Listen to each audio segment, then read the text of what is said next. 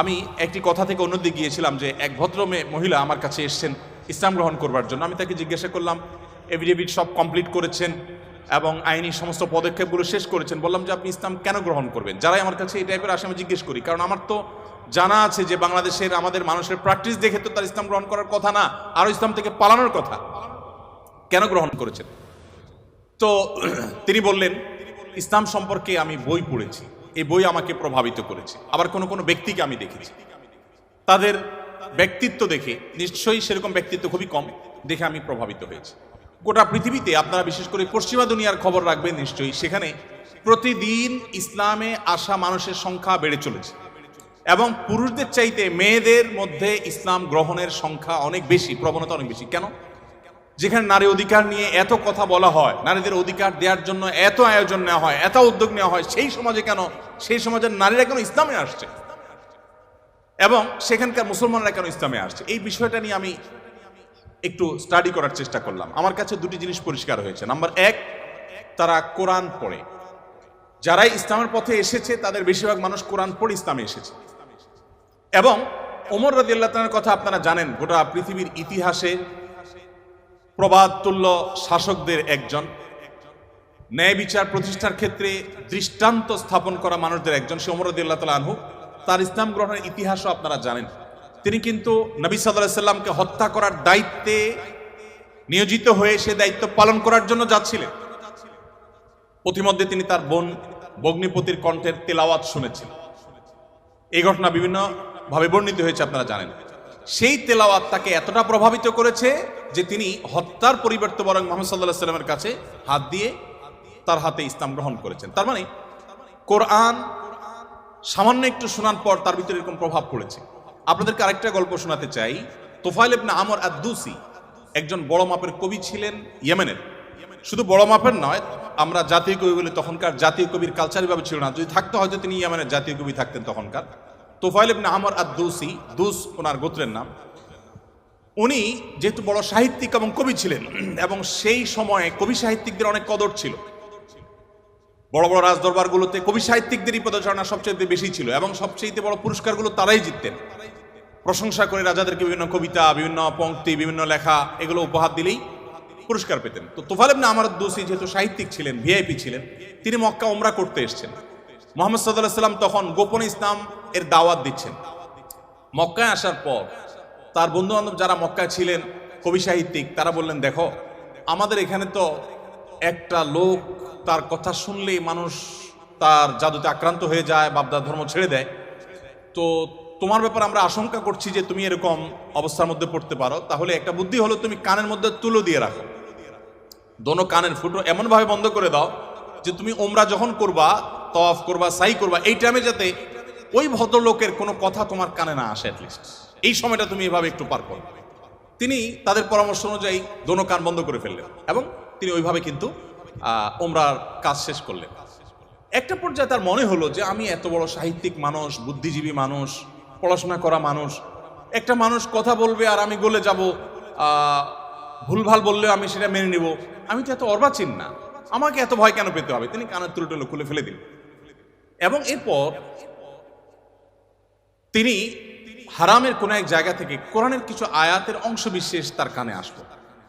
আসার পর তিনি সাহিত্যিক মানুষ, বুঝলেন যে এটা তো এই মানের ভাষা, এই মানের সাহিত্য, এটা তো কোনো মানুষের রচনা হতে পারে না, বা এই ধরনের রচনা তো আমি আগে পড়ি নাই, এটা তো একটু ব্যতিক্রম মনে হচ্ছে। তিনি তখন মুহাম্মদ সাল্লাল্লাহু আলাইহি সাল্লামকে অনুসরণ করতে শুরু করলেন। পেয়ে গেলেন আলী রাদিয়াল্লাহু তাআলাকে, সম্ভবত আলীরই তেলাওয়াত শুনেছেন। তখন আলী রাদিয়াল্লাহু তাআলাকে বললেন, দেখো আমাকে তার কাছে নিয়ে যাও, মুশকিল হলো আমার বন্ধু বান্ধবরা দেখলে তো আমার জাত যাবে, বা তারা আমাকে এমন আছে টর্চারও করতে পারে, তাহলে এক কাজ করো, নিয়ে চলো। আলী রাদিয়াল্লাহু সামনে সামনে যাচ্ছেন, উনি পিছিয়ে পিছিয়ে যাচ্ছেন। যে পরে তিনি ইসলাম গ্রহণ করলেন এবং তিনি অনেক টর্চারের মুখোমুখি হলেন। তার মাধ্যমে ইয়েমেন ইসলাম ঢুকে, প্রথম ব্যক্তি ইয়েমেন থেকে ইসলাম গ্রহণ করা।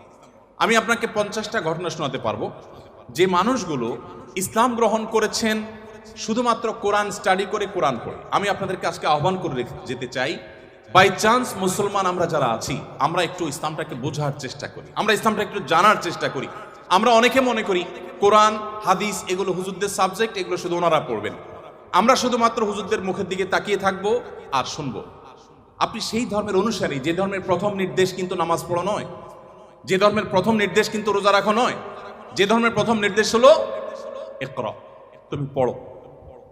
আপনি সেই ধর্মের মানুষ যেই ধর্মে আপনাকে জ্ঞান ভিত্তিক দিন আপনাকে গ্রহণ করতে বলা হয়েছে। আল্লাহ সুবহানাহু ওয়া তাআলা কোরআনে বলেছেন ফাআলাম আন্নাহু লা ইলাহা ইল্লাহ।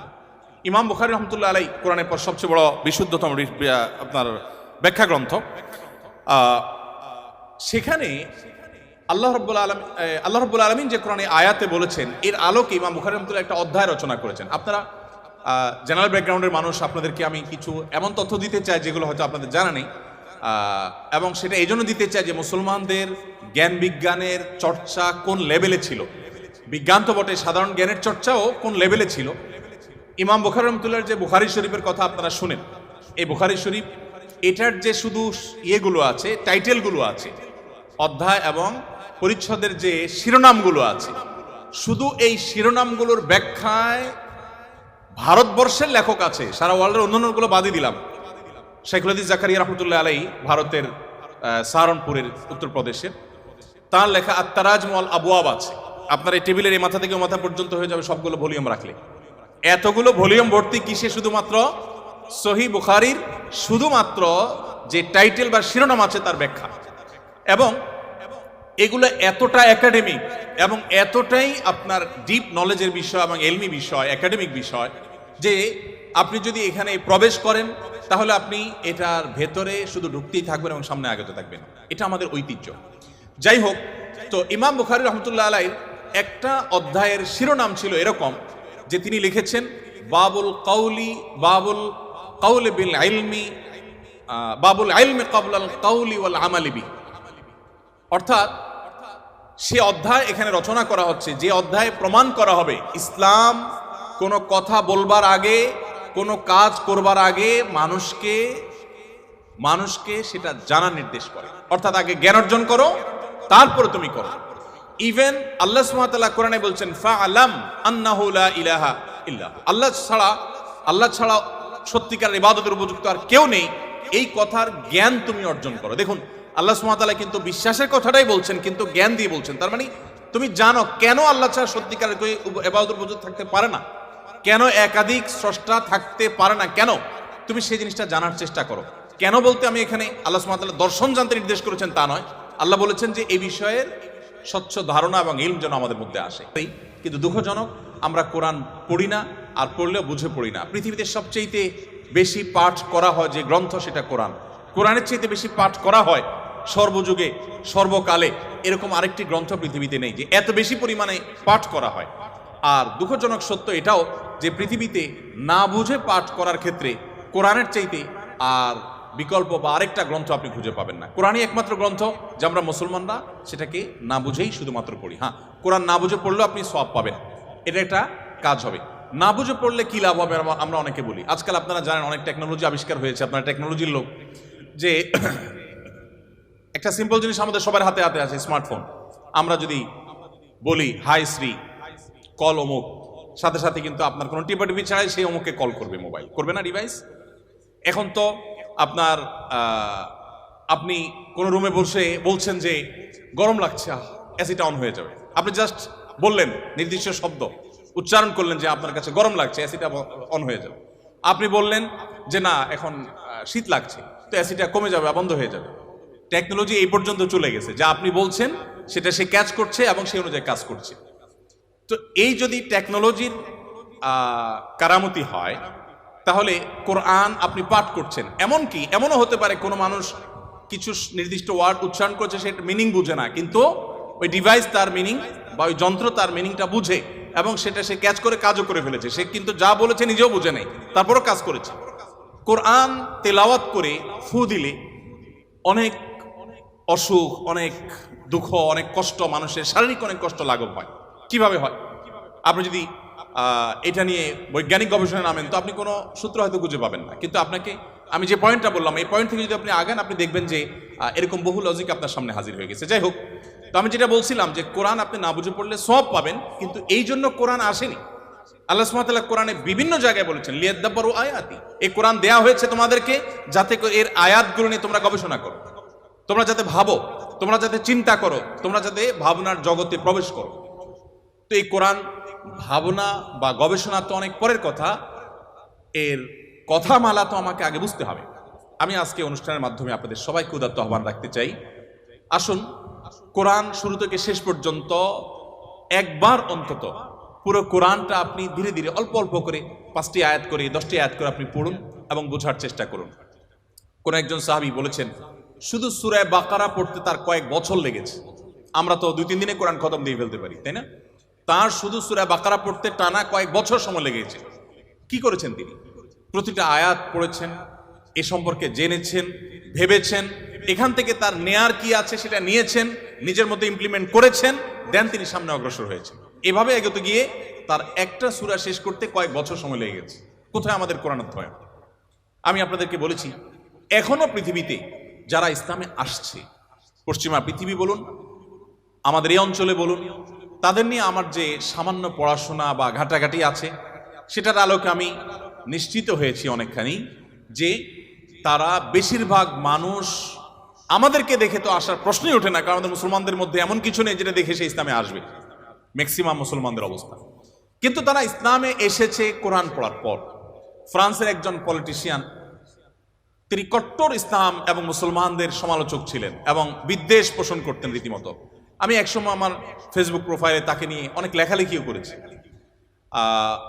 বেশ কিছুদিন আগে আমার অফিসে এক ভদ্রলোক আসেন, রিটায়ার্ড আর্মি অফিসার, আমাকে প্রসঙ্গত বললেন যে এরকম এক ভদ্রলোক ফ্রান্সে ছিলেন, এই নাম তার, তিনি ইসলাম গ্রহণ করেছেন এবং তিনি একটা বিষয়ে অ্যাডভাইস করেছেন। আমি একটু কৌতূহল হয়ে দেখলাম, আমার এর আগে জানা ছিল না, ভিডিওটা ভালো করে দেখলাম ইউটিউবে, দেখলাম যে সেই ভদ্রলোক যিনি ইসলাম এবং মুসলমানদের কট্টর সমালোচক ছিলেন, তিনি একটা সময় ইসলাম গ্রহণ করেছেন। আমি জিজ্ঞেস করলাম যে তিনি ইসলামে আসছেন কি কারণে?